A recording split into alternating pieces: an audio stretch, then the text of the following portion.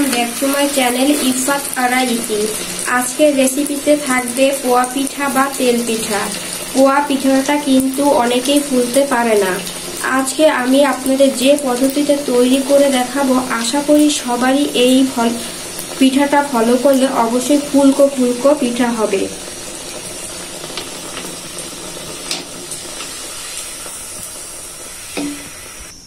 মাত্র 5 মিনিট সময়ের মধ্যে এই পিঠাটা তৈরি করতে পারেন। প্রত্যেকটা পিঠা এমনভাবে ফুলকো হবে আর 30 সেকেন্ডের মধ্যে এই পিঠাটা হয়ে যাবে। আর কথা না বাড়িয়ে চলে যাচ্ছি মূল উপকরণে। আর ভেতরটা এমনই ফাঁকা থাকবে, উপরটা যেমন ফুলকো ভেতরটা তেমনই ফাঁকা। পান পিঠা বা পোয়া পিঠার জন্য এখানে নিয়েছি চাউলের গুঁড়া, ময়দা, দুধ, গুড়, নারকেল, কালো জিরা। নিয়েছি তেল ও স্বাদমতো লবণ। এখন নিয়ে নিচ্ছি 2 কাপ পরিমাণ শুকনো চালের গুঁড়া,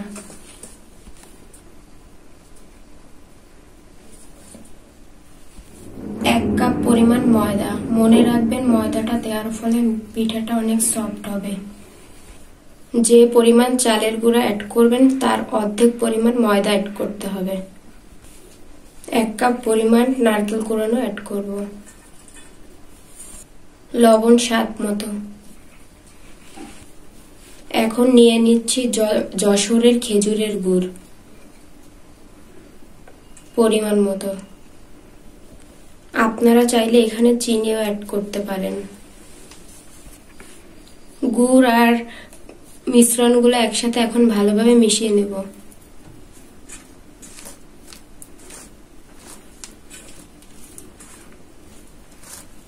দেখতে পাচ্ছেন কিভাবে মিশিয়ে নিচ্ছি, ঠিক এইভাবে মিশিয়ে নেবেন।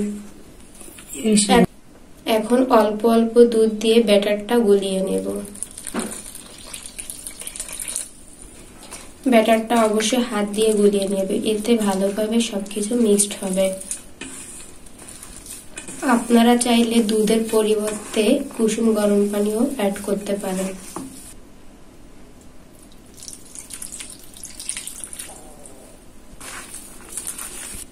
এখন অ্যাড করব কালো জিরা 1 চা চামচ। আবারও ভালোভাবে গুলিয়ে নেব। দেখতেই পাচ্ছেন কিভাবে ব্যাটারটা গুলিয়ে নেওয়া হয়ে গিয়েছে।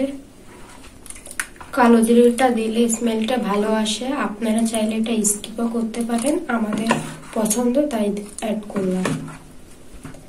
দেখতেই পাচ্ছেন কিভাবে ব্যাটারটা গুলিয়ে নিয়েছি, ঠিক এইভাবে গুলিয়ে নিতে হবে।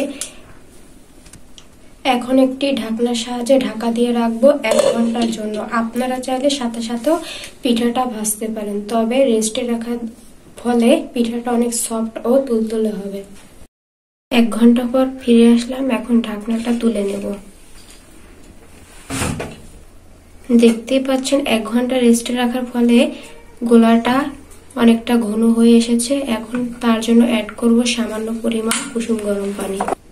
আবারও অল্প অল্প কুসুম গরম পানি দিয়ে গুলিয়ে নেব।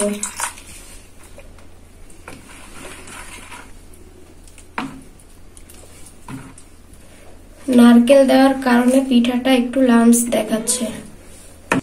দেখতে পাচ্ছেন ব্যাটারটা একদম রেডি হয়ে গিয়েছে। এখন ভেজে নেব।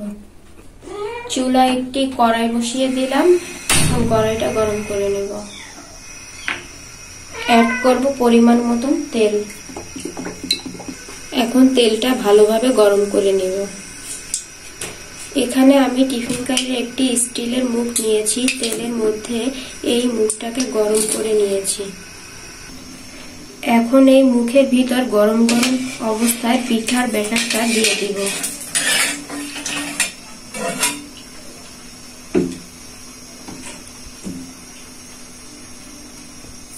দেখতে পাচ্ছেন কিভাবে পিঠার ব্যাটারটা দিয়ে দিচ্ছি। এভাবে যদি মুখের ভিতরে পিঠা ভাজেন তাহলে পিঠাগুলো সব একই সাইজের ও গোল গোল হবে। এখন ছাঁকনিটা তুলে নিব। দেখতেই পাচ্ছেন 30 সেকেন্ডের ভিতরে পিঠাটা কত সুন্দর ফুলে উঠেছে। প্রথম পিঠাটা তাই এরকম একটু ফুলা কম হয়েছে। দ্বিতীয় পিঠাটা এভাবে আমরা ভেজে নিব। আপনারা আপনাদের পছন্দ মতো কালার করে ভেজে নেবেন। এখন পিঠাটা তুলে নেব। এখন আবারও টিফিন কারির মুখটা গরম করে নিব। আবারও দ্বিতীয় স্টেপে আপনাদের পিঠাটা ভেজে দেখাচ্ছি।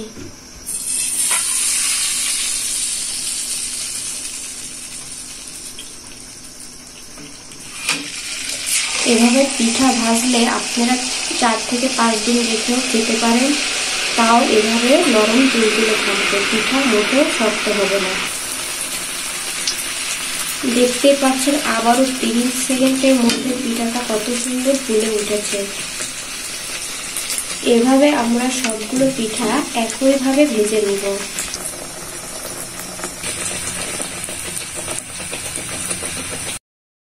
ভিউয়ার্স, আমার এই রেসিপিটি ভালো লাগলে অবশ্যই একটি লাইক দিবেন, আর বেশি ভালো লাগলে ফ্যামিলি আর ফ্রেন্ডসের ভিতর শেয়ার করে দেবেন। আর যারা আমার চ্যানেলটাকে সাবস্ক্রাইব করে আমার সাথে আছেন তাদেরকে অসংখ্য ধন্যবাদ। আপনারা সুন্দর সুন্দর কমেন্ট করে আমাকে উৎসাহ করবেন। আজকের ভিডিওটা দেখে আপনাদের কাছে কেমন লেগেছে কমেন্টের মাধ্যমে জানাবেন। যারা আমার চ্যানেলটাকে এখনো সাবস্ক্রাইব করেননি, ভিডিও দেখতে দেখতে আমার চ্যানেলটাকে সাবস্ক্রাইব করুন আর পাশে থাকা বেল আইকনে ক্লিক করুন, যাতে আমার ভিডিও আপলোড করার সাথে সাথে আপনি সবার প্রথমে দেখতে পারেন। দুনিয়ার সবচেয়ে সহজ পদ্ধতিতে এইরকম তেলের পিঠা তৈরি করলে দেখবেন অনেক ভালো লাগবে। যা কেউ বলে থাকেন পান পিঠা, পোয়া পিঠা, তেলের পিঠা, আন্দাসা পিঠা। আন্দাসা পিঠা কোনো ঝামেলা ছাড়াই আমরা এই পিঠাটা তৈরি